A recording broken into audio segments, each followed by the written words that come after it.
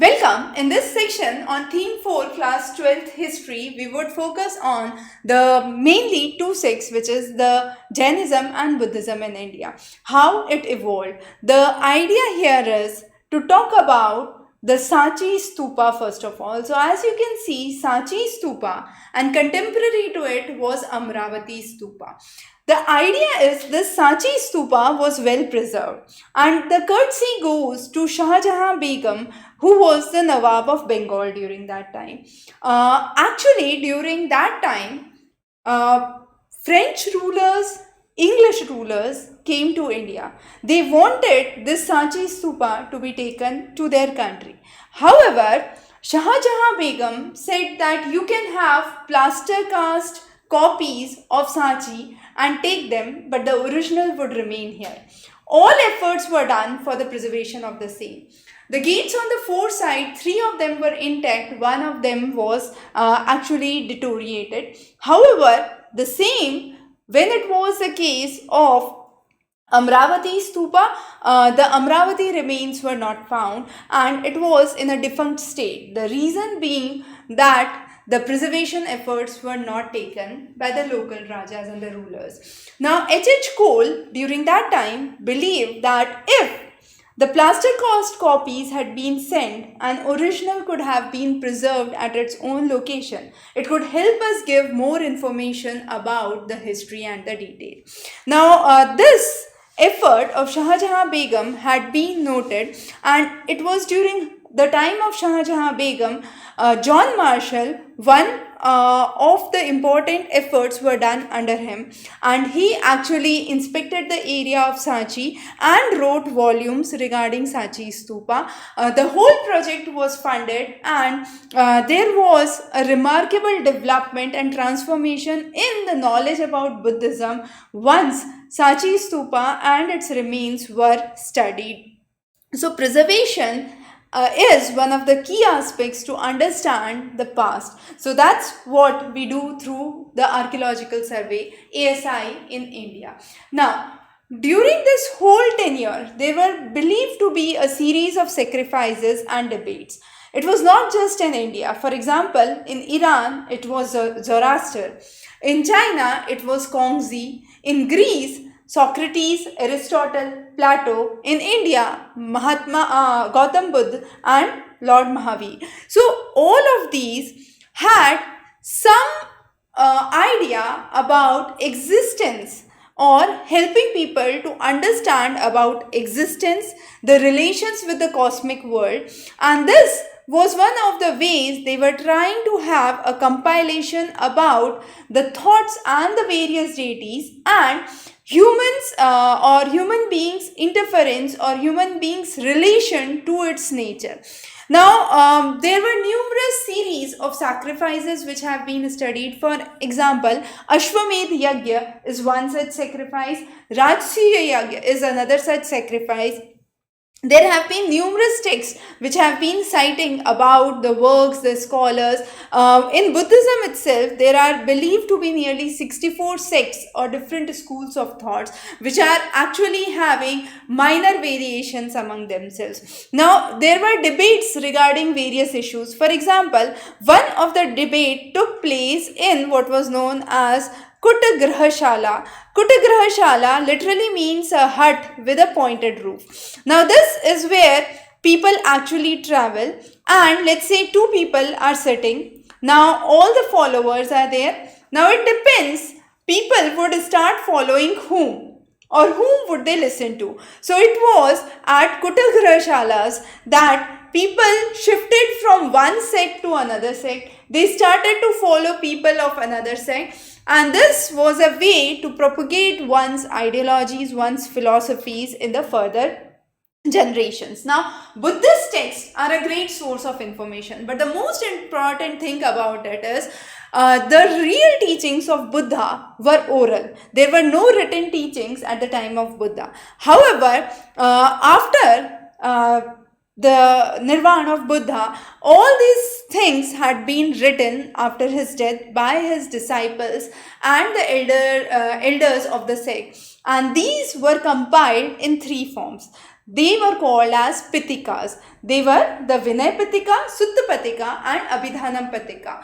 Vinay Patika talks about the rules and the regulations if anyone wants to join the Sangh or the monk order as a bhikkhu or a bhikkhuni, that is a monk or a nun. The next is Sutta Patika. Sutta Patika talks about the teachings given by Gautam Buddha, and Abhidham Patika, which talks about the philosophical constructs for all these. Now each of these Patikas were actually having numerous individual texts, and then there were later commentaries which were based on these texts which were propounded by the Buddhist scholars. This whole concept was not only popular in the mainland India but also till the regions of China, Sri Lanka, Indonesia, and there were two important other texts which were popular. They were known as Deepaswam and Mahavams and Deepavamsh. Deepavamsh and Mahavansh. Deepvansh means the Chronicle of Ireland. Mahavansh means the Great Chronicle. And those were the two important texts which talked about the histories of Buddhism. Now, when Buddhism spread, it is spread to mostly towards eastern side. So, East Asia, the major pilgrimage from China, Zhuangzhang and Fayan, talked about and translated the Buddhist text into Chinese, and these manuscripts were taken to various monasteries in India as well as abroad. Now there were two specific groups. They were called as fatalist and materialist. Now fatalist and materialist, the idea was very simple. Fatalists believe that everything is predetermined in this world, and those who followed the concept of fatalist were called as ajivikas. However, the other sect was materialist, who say that the things are not predetermined, and they were called as lokayats. Now, again, this debate went on through a long period that whether everything is predetermined or the things are determined by human action. Now, there were human beings are actually made up of four elements. When a person dies, his body returns to the earth, the fluid returns to the water, the heat returns as fire, the windiness within the body as air, and all other senses pass into the space. And that was the basic idea that Buddhism said. And this led down with the debate that whether everything is predetermined or whether a person is a fool or a wise, everything would cut off and perish with the same thing, and they do not survive after death, right? Now, these things have been studied through various scientific literatures as well. Various museums and stories talk about it. For example, in 1814, the first Indian museum at Calcutta was started. There were publications on the essay of architecture of Hindus by Ram Raj, and then James Ferguson studied major archaeological sites. Later, Kunmingam talked about the Bilsa tombs, which is one of the earliest works in Sanchi, and H.H. Cole, as we said, was appointed the curator of ancient monuments, and he was the one who said that the original monument should remain intact at their place. This was successful in Sanchi, not in Amaravati, very important to note. And John Marshall and Alfred Frocher published the monuments of Sanchi. John Marshall came during the time of Shah Jahan Begum, and this was an effort that the works done by John Marshall were preserved. Even the works were propagated, and he finally published the conservation manual. Sanchi was declared a World Heritage in 1989. Now the next is the contribution of Lord Mahavir. Now Lord Mahavir, the basic philosophy of Jainism, talks about the things or the existence, we could say, was much beyond the birth of Lord Mahavir. So Lord Mahavir was the 24th Tirthankar, and 23 Tirthankars had already been before him. That means the concept of Jaina philosophy was quite old and not at the time of Lord Mahavir. Now these teachings were actually a guide for all the people, the men and the women who cross this river of existence. And the most important idea was the entire world is animated, be it the rocks, the stones, everything has life. So non-injury to living beings, especially human beings, was one of its main tenements, and this was called as ahimsa. The next were the 5 vows or the 5 pledges. This talks about the first pledge, that is not to kill. The second pledge, not to steal and not to lie. The third pledge, which means to observe celibacy. The fourth pledge, which talks about abstaining oneself from possessing property, which is actually accumulating unnecessarily, we could say. And the last is stealing. So these were the 5 vows which were considered as one of the main teachings of Lord Mahavir. Now Jain scholars actually wrote in Tamil, Prakrit and Pali. Tamil, Prakrit and Pali were the languages of the common people. Sanskrit was the language of elites, and therefore the idea was to take the preachings to the common people and help common people work about the problems of the everyday life. Again, the same thing happened with Lord Mahavir as with Gautam Buddha, and the idea was most of his teachings were oral. It was only after his death that the preachings were actually written in the form of text, which were to be taken to the ordinary people. And one of the important Prakrit texts talks about the Uttar Dhyana Sutra, and this Uttar Dhyana Sutra talks about a queen. The queen's name is Kamlavati, and Kamlavati was the one who persuaded her husband to renounce the world and to renounce all the worldly orders in order to enlighten and attain this idea of salvation. The next is Buddha and the concept of enlightenment. Now before we move forward, there is a very interesting term which is known as hagiography. Hagiography means it is a biography of a saint or a religious leaders. Now when the biography is written, it is not by the person himself or herself, it is by someone else. It is not an autobiography. Now this biographies, when they are written specifically for religious leaders or saints, they are usually talking about a lot good things that the saints has done. So it talks about their achievements, their glory. However, in certain cases, there are the drawbacks of the sect that lay hidden in it. But the idea is to bring to the people the most important thing, which is how a good life can be spent. Now, according to Buddha, the world is transient, that means anika, and it is constantly changing. The next is the world, it is soulless, that is anant, and there is nothing permanent in this world. The next thing, he said that within this transient world, dukh is intrinsic, dukh or sorrow, and therefore it is always important to follow a middle path. And this moderation between a severe penance and a self-indulgence could be a only way of achieving a self-fulfilled life. Now, Gautam Buddha's birth name was Siddhartha, and he was the son of a chief of Sakya clan. Now when he was born, he was kept in all worldly pleasures and was isolated from the real world. One day as he grew, he said to his chariot that I want to go out and see the world. 3 things that he saw actually changed his life. That was an old man, a sick man, and a corpse. Now seeing this, he got to know that there is dukh or sorrow that is present everywhere, and I have come here not to live in this worldly palace, but to remove this dukh or sorrow from the common man's life.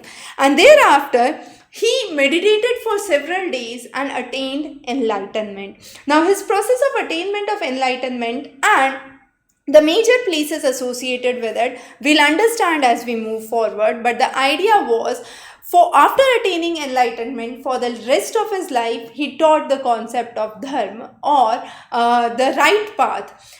For instance, there is a very very basic story that is popular, that talks about a lady coming to Gautam Buddha saying that my child is no more, and by your power can you bring my child back. Gautam Buddha actually made the lady understand that death is inevitable and there is no one who can bring the son back to life. So those were some of the ways through which his preachings were given to the common man. His message to Singhala is again important. Now this is an excerpt from Sutta Pitaka. Sutta Pitaka, as we said, were the teachings of Gautam Buddha. Now there was a wealthy householder. He was known as Sigala. There were various conversations between Sigala and Gautam Buddha pertaining to how a master should be with the employees, pertaining to how a husband should be with a wife, how a father should be with a son. Of those, some of the excerpts we are discussing here. So one of the interesting ones is a relation of master to the employees. So he said there are 5 important things that you must keep in mind. That is, by assigning them work, you must think that you are assigning the work to everyone based on their strength. The next is, you must regularly supply them with food and wages. The next is, in case they are sick, they should be allowed to be tended or given leave. Any delicacies, if you get, should be shared with your employees, and give them leave as and when they need. Okay. The next important preaching he gave was to look after the needs of shamanas. Shamanas were those who have renounced the world. Now, those who have renounced the world, how you can look after the needs of them. Again, he said there are few things that are important. By keeping affection in our acts, in our action, in our speech and in our mind, by keeping our house open for them, and by supplying their worldly needs to them. So that way, Buddha talked about that creation of human rather than divine beings is important, and it's very important to be humane and ethical. To have the ethical practices is extremely important, and these ethical practices can transform the social relations of an individual. So Buddha emphasized that it's individuals who are actually responsible and should go with the right path and the act of righteousness. Now, the next is the followers of Buddha. The Sangh, which is the organization of the monks, talked about the teachings and the preachings of Gautam Buddha, and these were also the teachers of the Dharma. Now, initially, the sect could be joined only by the male members, and they were known as bhikkhus. However, one of the favorite disciples of Gautam Buddha, Ananda, said that females should be allowed to join the Sangh. And considering the views of Ananda, Buddha's foster mother, Mahapajapati Gautami, became the first woman to become a bhikkhuni, or the nun, that is the first female to join the Sangh, or the order of the monks. Now, Buddha's follower actually belonged from numerous social orders. They were from kings, wealthy people, noblemen, from workers, from slaves, and therefore this was a great religion in terms of equalizing everyone, be it a king, be it a slave. Also, the internal machinery of the Sangh initially talked about the traditions of the Gan and the Sangh, and this was a good way which was taken as a message to the subjects. However, much later, there were incorrect means that started to crop up within the Sanghs, and the situations of these Sanghs or the monks' order deteriorated quite later. There was another interesting story from one of the Jatak Kathas, and Jatakas were the stories during the Buddha's time, and this was by Punna. She was a slave but was a bhikkhuni, and she was going to the river one morning. When she saw and went there, she saw that a Brahmin was performing the bathing rituals. Now she asked, why are you doing all these kinds of rituals? The Brahmin said that by doing this, I am washing away all my sins. The Punna who was basically a slave, said that if that is true, then frogs and turtles would have been washing their sins all through their life. That is not the right way. The right way comes from what you do and how you do. So stop now and save your skin from getting cold. That's the right time. You should follow the right order and think about the greatness. The next is when monks and nuns tried to join the Sangh, there were certain rules propounded for them. For example, one very basic rule was that they had to use a blanket or a rug for a period of 6 years. After 6 years, if they found that it is in a deteriorated stage, they can ask the fellow monks or nuns and then take another one, otherwise not. The second important was in case a bhikkhu or a bhikkhuni visits a place where they are offered, visits a family residence where they are offered delicacies, they can accept maximum 2 to 3 bowlfuls, not more than that. First of all, if they accept more than that, they would have to confess. If they are accepting 2 to 3 bowlfuls, again, that is important that they share. They don't consume it independently. So that was another important rule for the monks. Similarly, there were belongings of the Sangh or having it, keeping it away. It's understanding the bedding and the lodging, which is important for them. Now, those were some of the important rules which were laid down for the monks and the nuns, and they emphasized on metta, which is the fellow feeling, and karuna, which is compassion. So these two things were very, very important to be followed, which is karuna or compassion, and mate, which is the fellow feeling, keeping a brotherhood feeling, a family feeling, and taking everyone together. So these were some of the ideas that were propounded by Buddhist teachings within the Sangh itself and from the Sangh teachings to the common man. So this was the first part of our theme. We would be continuing more interesting contributions, the sculptures and cultural developments in the second part. Stay tuned.